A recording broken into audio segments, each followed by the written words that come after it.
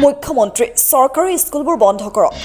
এটা পৰীক্ষা সুকলমে পাতিব নোৱাৰা সেৱাক বন্ধ কৰি দিয়ক মুখ্যমন্ত্ৰী কিহৰ সদায় সদায় প্ৰশ্ন কাকতৰ খেলিমেলি কি কৰে সেৱাৰ অলগদ বিষয়া কৰ্মচাৰীয়ে কিয় সদায় পৰীক্ষাত বেমেজালি হয় কেৱল সেৱাই নহয় ক্লাছ 12 লৈ সকলো চৰকাৰী বিদ্যালয় বন্ধ কৰি প্ৰাইভেট স্কুল পাতিবলৈ সুবিধা দিয়ক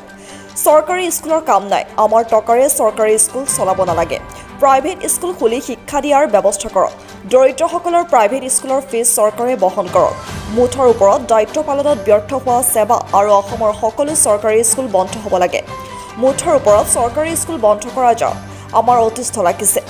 আমাৰ টকাৰে পঢ়িব দৰমহ ল'ব তাৰ পাছতো ইমান নটকি আমাৰ সহ্য হোৱা নাই পিছে এই কথা আমাৰ নহয় এয়া হ'ল লেখিকা শিখা শৰ্মাই লিখা এটা Facebook post news desk report explore Assam